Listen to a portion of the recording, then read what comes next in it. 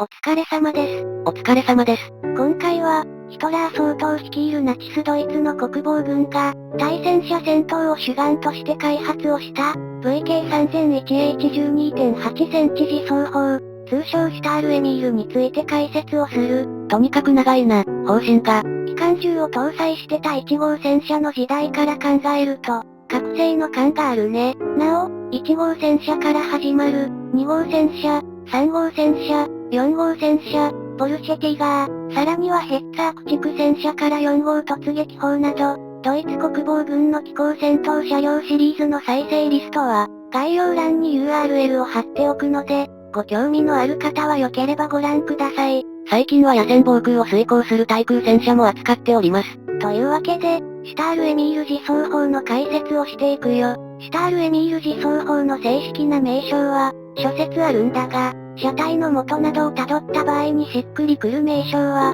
VK3001H12.8 センチ自走砲だ。試作車か。そうなんだ。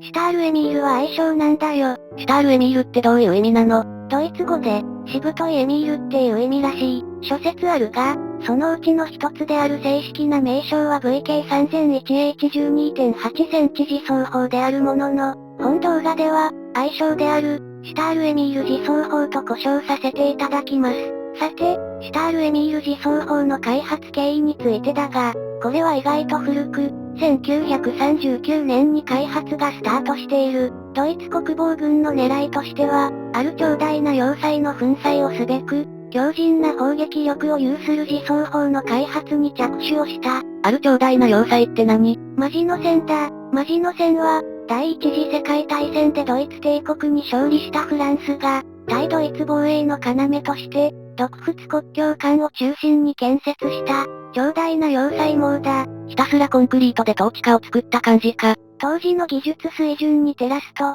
隠蔽型の砲塔を備えるなど、結構近代的な要塞だった。フランスとしては、第一次世界大戦の報復に燃えるドイツに対し、この強大な近代要塞で立ち向かおうとしたわけだ。後年、世界史に名を残す男であり、この戦艦機にはフランス陸軍の一将官だった、ドゴールなんかは、こんな強大な要塞でドイツの攻撃は防げない、戦車を中心にした機構戦力を整備して立ち向かうべきだという、後年から見ると軽眼な意見を発していたが、上司と折り合いが悪いのもあって、その意見は採用されなかった。フランス側のマジノ線による防衛政策に対し、ドイツ国防軍は、この要塞を破壊できる機構戦闘車両を整備することを起とした。その結果、誕生したのが、本動画の主役である、シュタールエミール自走砲だ。でもマジノ線ってスルーされたんじゃないの？そうなんだ。結果としてシュタールエミール自走砲がマジノ線に火を吹くことはなかった。ナチスドイツのポーランド侵攻により勃発した第二次世界大戦は、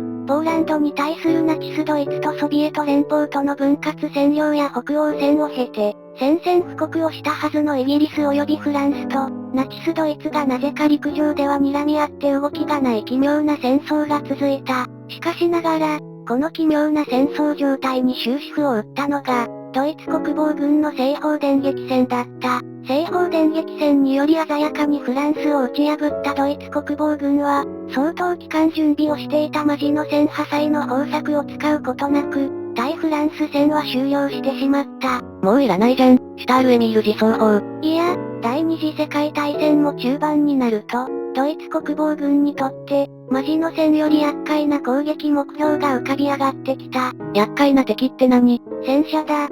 対戦車戦闘の重要性を認識し始めたドイツ国防軍にとって、シュタールエミール自走砲は貴重な開発車両であり、その目的を改めて、対戦車自走砲とすることになった。そこで重要になるのが、戦車を標的にできる砲撃力だが、この点、シュタールエミール自走砲の手法について解説をしよう。シュタールエミール自走砲の手法の原型となったのは、12.8 センチ FLK40 対空砲だ。12.8 センチ FLK40 対空砲の前身は、8.8 センチ高射砲なんだが、8.8 センチ高射砲は、アハトという異名で連合軍に恐れられた優秀な高射砲で、スペイン内戦の戦訓により、本来の対空高射砲としての役割だけでなく、対機高射量の戦闘にも有用であることが分かったので、次第に陸上の敵目標に対しても使用されるようになり、対連合軍の戦闘において予想以上の活躍を見せた。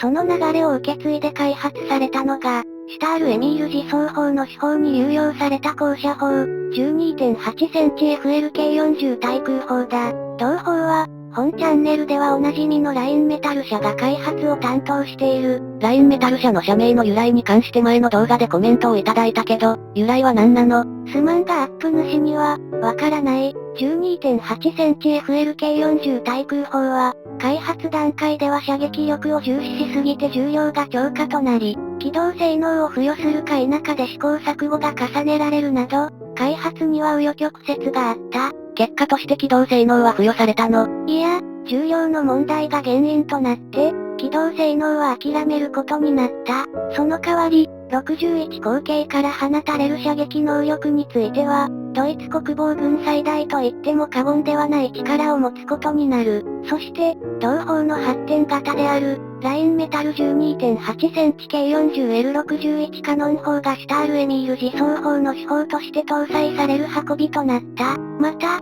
同砲の方向には、マズルブレーキが装着されている。マズルブレーキって何？マズルブレーキは、重厚性待機、方向性待機とも言う。端的に言うと、砲の先端箇所に、穴が開いた部品を装着し、砲身の反動原因である燃焼ガスを、逃すシステムだ。ちなみにだが、シュタール・エミール自走砲の名称の VK3001H って何か意味があるの？シュタール・エミール自走砲の車体の原型となった、ヘンシェル社が試作開発していた戦車の名前から来てるんだ。その試作開発戦車の車体をそのまま使ったの？いや、だいぶ改造が施されたらしく、機関室が車体の中央に移されるなど、大幅な変更が加えられたので、有用と断言できるか否か疑わしいレベルの手の加えようではある。シュタール・エミール自走砲の戦歴についてだが、シュタール・エミール自走砲は結果として2両しか生産されなかった。ある意味幻の対戦車自走砲だったが、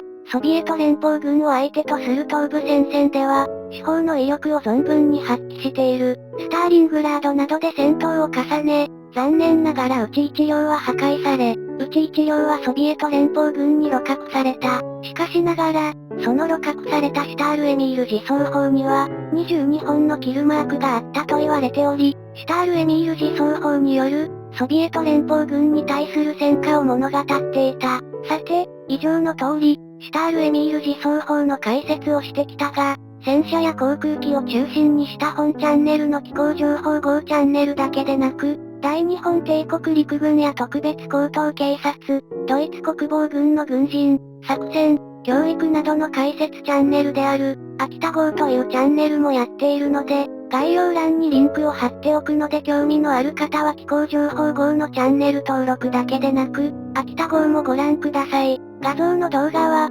大日本帝国陸軍の記載にして、満州事変という一大事件を立案、主導した異彩の陸軍中将、石原幹二の解説動画です。石原幹二の破天荒な青年将校時代、エリート参謀への登竜門である陸大を闊歩した陸大生時代、そして満州事変を起こす関東軍参謀時代、満州事変における激しい活躍と激戦ぶりを一挙に解説しております。複数の動画を統合した総集編なので、動画間のつながりの箇所がありますが、気にせずにご覧いただければ後人の至りです。個人的には、石原幹二の陸大生時代、陸軍大学校の参謀演習旅行の一環で、あんまり意味のない課外学習に連れ出され、学生らは課外学習の報告書の提出が義務付けられた際に、他の軍人学生らは意味のない課外学習だけに頑張って報告書を作文してるのに、石原幹二だけは、報告書に所見なしって4文字だけ書いて提出したっていう逸話が好き。破天荒だな、いろんな意味で。東条英機との対立なんかは有名だね。